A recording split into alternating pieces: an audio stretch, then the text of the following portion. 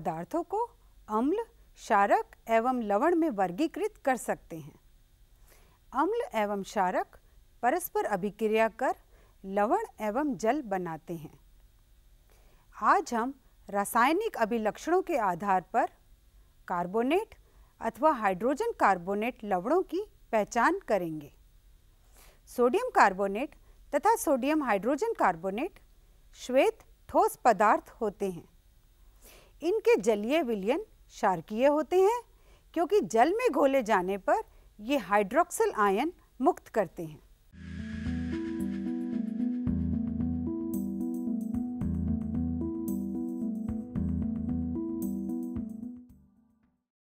Carbonate तथा hydrogen carbonate लवण तनु अम्लों के साथ क्रिया कर कार्बन डाइऑक्साइड गैस उत्पन्न करते हैं। इस प्रकार उत्पन्न कार्बन डाइऑक्साइड गैस चूने के पानी को दूधिया कर देती है। इस प्रयोग में इस्तेमाल होने वाले रसायन एवं आवश्यक सामग्री इस प्रकार है: sodium carbonate, ammonium chloride, sodium chloride, तनु हाइड्रोक्लोरिक अम्ल, चूने का पानी, स्पैचुला, परख नली स्टैंड, परख नलियाँ, एक क्वथन नली, थिसल कीप, 2 छेद वाला कॉर्क, एक निकास नली, कांच की छड़, ड्रॉपर, बीकर व आसुत जल। आइए अब हम प्रयोग शुरू करें। हमारे पास 3 लवण हैं। इन्हें हम परख नली ए, बी व सी में अलग अलग डालते हैं।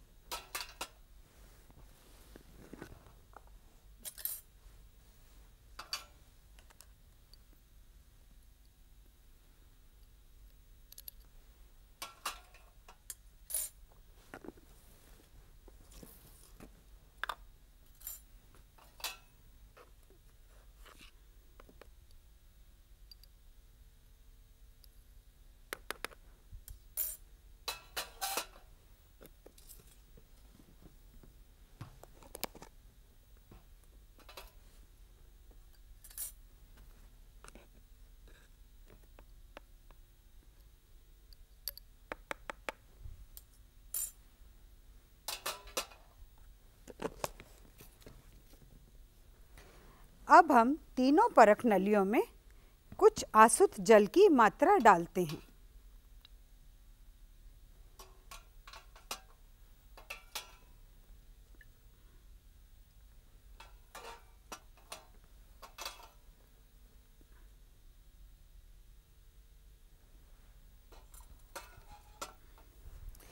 तीनों परख नलियों को क्रमशः हिलाएंगे ताकि लवण आसुत जल में पूरी तरह से घुल जाएं।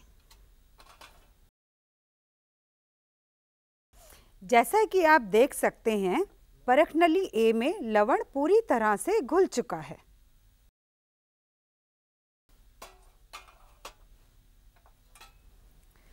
परख नली बी में भी लवण पूरी तरह से घुल चुका है।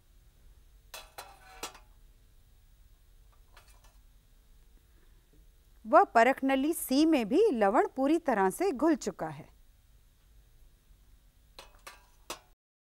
अब हम 3 गीले किए हुए लिटमस पत्र लेते हैं। अब हम परख नली ए, बी व सी विलयन की एक एक ड्रॉप लाल लिटमस पत्र पर डालते हैं।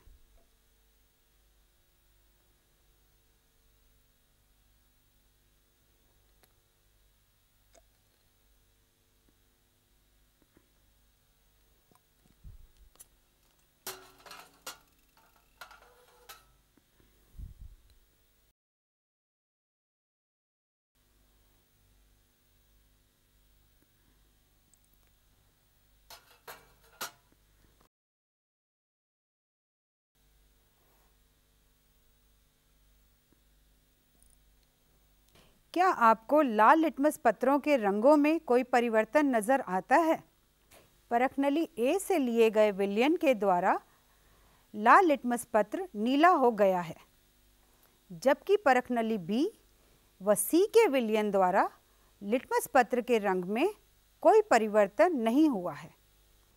अब हम परख नली ए में तनु हाइड्रोक्लोरिक अम्ल डालते हैं।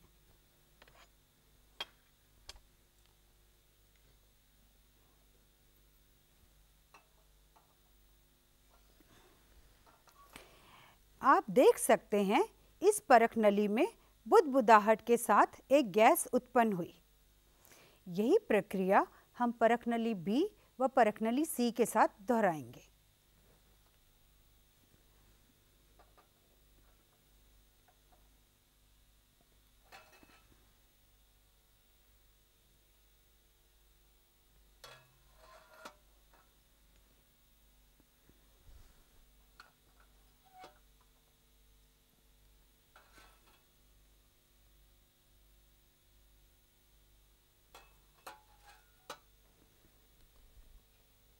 जैसा कि आपने देखा, परख नली ए के विलयन से बुदबुदाहट के साथ एक गैस उत्पन्न हुई, परंतु परख नली बी व परख नली सी की स्थिति में कोई परिवर्तन नहीं हुआ।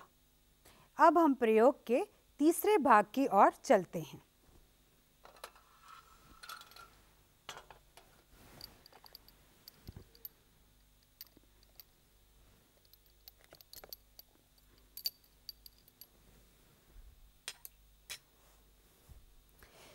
अब हम क्वथन नली में एक 2 छिद्र वाला कॉर्क, जिसमें पहले से ही हमने निकास नली व थिसल कीप लगाई हुई है, लगाते हैं। एक अन्य परख नली में चूने का पानी लेते हैं।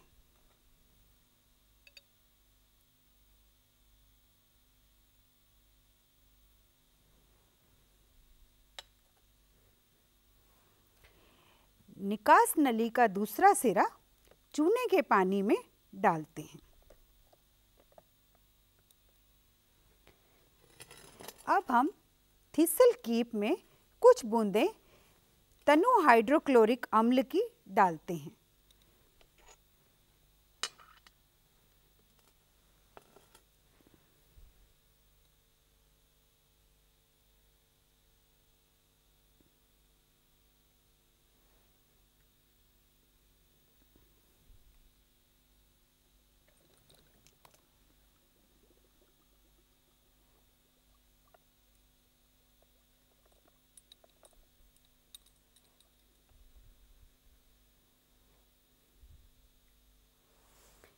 आप देख सकते हैं चूने का पानी दूधिया हो गया है।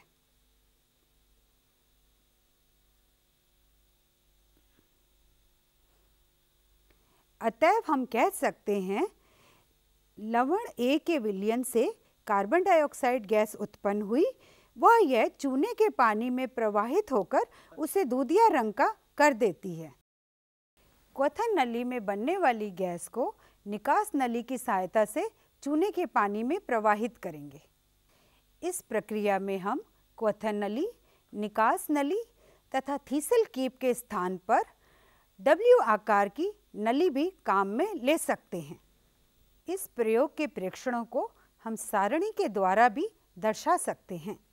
नमूने, लाल लिटमस पत्र पर प्रभाव, तनु हाइड्रोक्लोरिक अम्ल से क्रिया, चूने के पानी पर प्रभाव।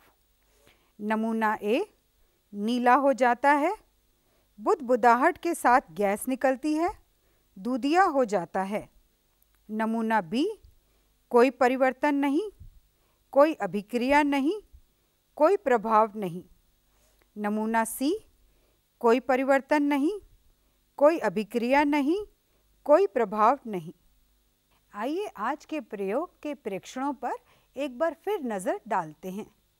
हमने देखा कि परख नली ए के विलयन द्वारा लाल लिटमस पत्र नीला हो जाता है, अर्थात इसका विलयन क्षारकीय प्रकृति का होता है, जबकि विलयन बी व सी के विलयन द्वारा लाल लिटमस पत्र पर कोई प्रभाव नहीं होता है, अर्थात इनका विलयन क्षारकीय प्रकृति का नहीं है। परख नली ए का विलयन तनु हाइड्रोक्लोरिक अम्ल के साथ अभिक्रिया करता है, जबकि परख नली बी व सी का विलयन अभिक्रिया नहीं करता है। इसी प्रकार परखनली ए के विलयन में तनु हाइड्रोक्लोरिक अम्ल डालने पर निकलने वाली गैस चूने के जल को दूधिया कर देती है। आज की गई गतिविधि एवं प्रेक्षणों के आधार पर हम कह सकते हैं कि परखनली ए में कार्बोनेट अथवा हाइड्रोजन कार्बोनेट लवण हैं, जबकि बी व सी में नहीं।